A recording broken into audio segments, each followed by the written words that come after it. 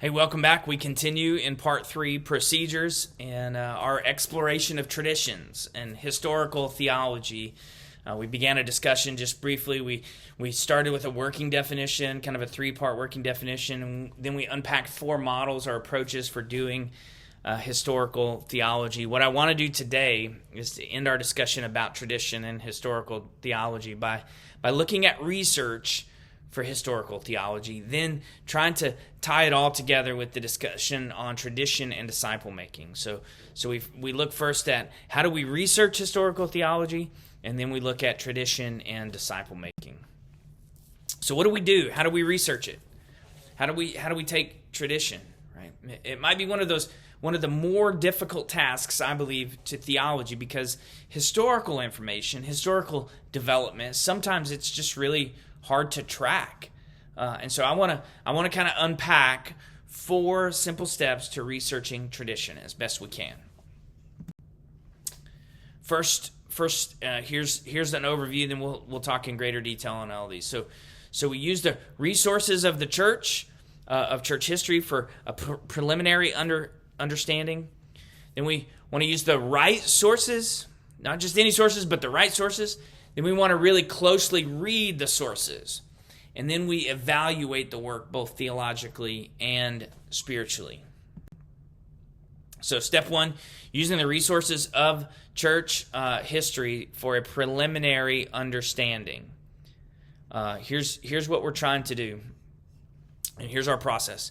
First, we gather as much background information as possible to understand what happened and why it happened. So if there's a tradition that gets passed down, we're like, why are we doing this? How did it come about? We want to try to gather as much as we can. We want to research the historical and cultural context of the setting in which it happened.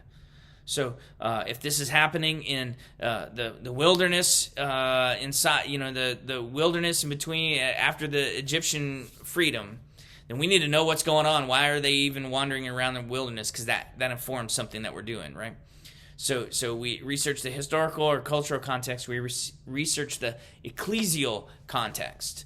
Here's what I mean by the ecclesial context. The theological context or distinctives that shape the identity in the church, right? So what's going on in the church at the moment, in the thought life of the church, of the theologian.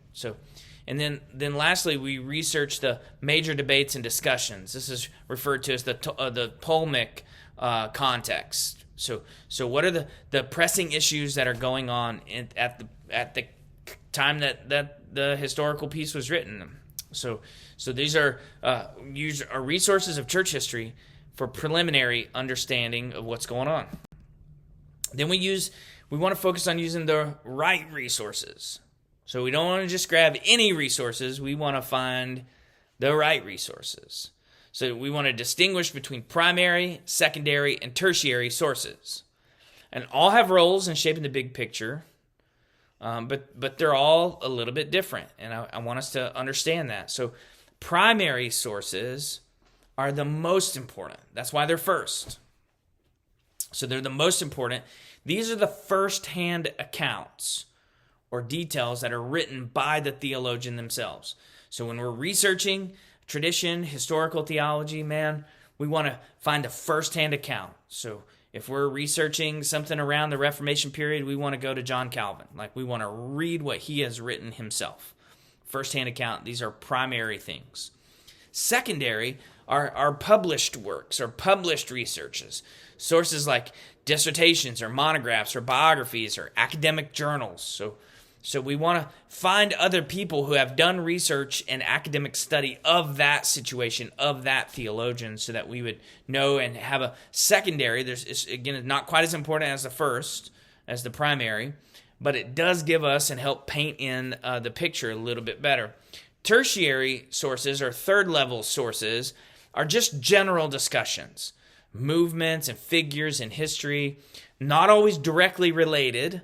So if you're researching the Reformation period, you just are generally looking at general widespread historical information. This is kind of what's going on. This is what's being written from an outsider perspective looking in, but not somebody who is directly related to the issue. Not somebody, say, inside the church, but just somebody that's alive in the area, who's a historian that's writing on the situation. Something like that would be a tertiary source. So we want to use the right resources.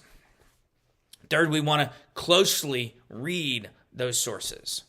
And I always just say read 3 times. And again, this is when I'm specifically researching a topic. So I'm not just saying, hey, I want to read everything 3 times. But when I kind of begin to narrow that down and I've got a handful of things, I want to read them multiple times. I'm going to summarize what's being said or written. I'm going to categorize by asking specific questions or for group responses. And then I want to criticize, like, what's missing or what's needed. So if I read something in a small group environment, we'll read it 3 different times, and then I'll just say something like, hey, tell me what we just read. And I'll have somebody just kind of give it to me in their summary, like in their own words. Ask other people for input, get group responses, find out what's missing, what do we not know because of this. So read it 3 times. So we closely read sources, and we choose the right sources. We learn from church history. And we choose the right sources from church history, and then we really closely read those sources. And then third, we evaluate the work theologically and spiritually. So here's our criteria here. There's quite a few of them that I just want to make sure that we have. I'll put them all on the screen here. So here's our evaluation criteria. First is biblical fidelity. Like, is it faithful to the truth of the Scriptures? Second, is it actually true? Is somebody writing this that's actually writing something true, or is it just something made up? Cogency means does it use clear and proven good logic? Like, does it make sense? Then edification, number 4, edification. Does this edify the theologian? Does this elevate the person, or does this elevate the church? Right? Is this helpful to the church? Is it godly? Does it honor God, or is it slander or gossip? So we have to think about these works, right? Is this something that's godly? Is it important? So is this anything influential, or is this anything original, or is this just, kind of doesn't really matter? Clarity, number 7. Is it really clear? Do we understand what's being said? Profundity is a fun word that just kind of means, is it wrestling with the deep and difficult issues? So is it just surface level, or is it going deep? Is it going on a profound level? Are we getting deep here?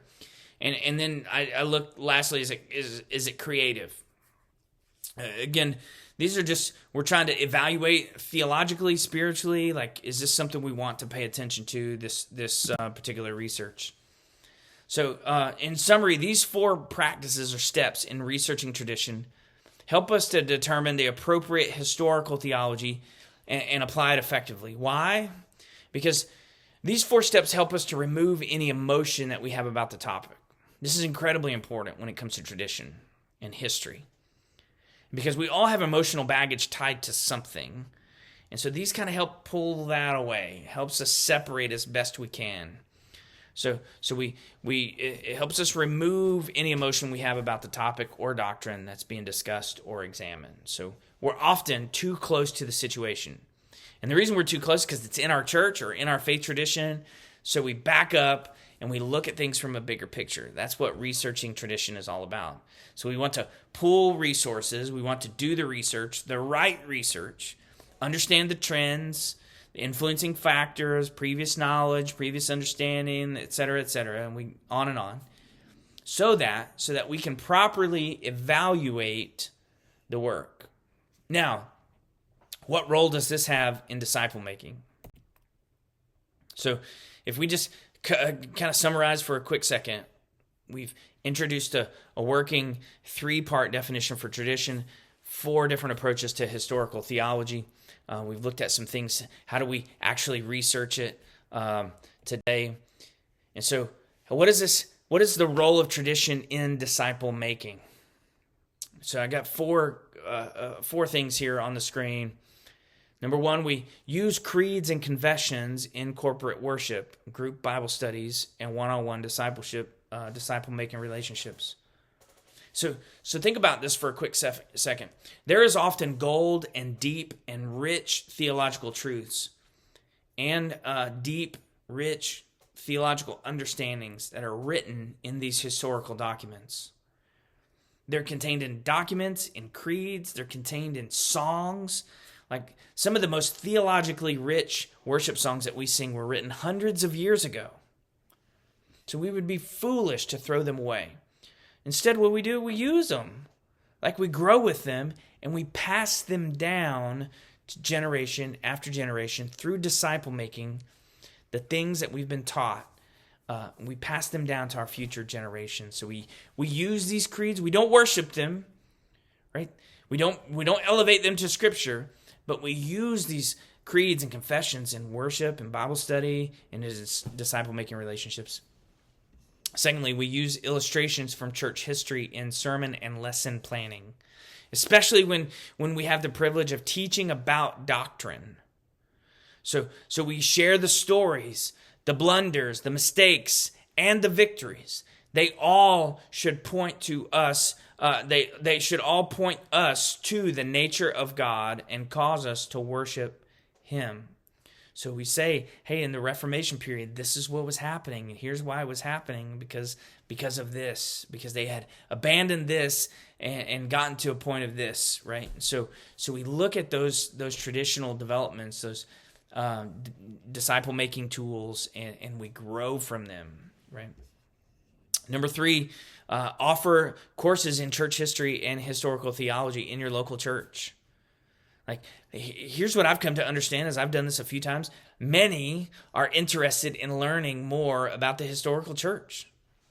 A lot of people in your churches want to learn about the historical church, but there is often no place to study them. Paul says in 2 Timothy, Paul writes to Timothy, 2 Timothy chapter 2, verse 2, he says, the things that you've heard from me in the presence of many witnesses, teach those to faithful men who will be able to teach others also. Pass that down is what he's saying, right? And here's what I would say. Even if, as you teach, like there are things that as I teach that I don't know. I don't fully know everything there is to know about the Bible. So do I let that prevent me from teaching? Absolutely not. We have a responsibility, I would say, to share what we know. So as you learn something, like you don't have to know it all, but as you learn it, share it. Number 4, encourage other believers to read primary sources of church history.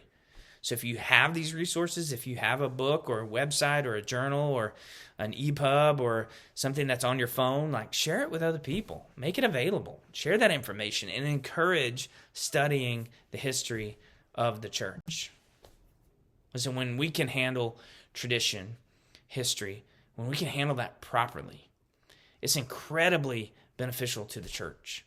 It edifies, it builds up the church.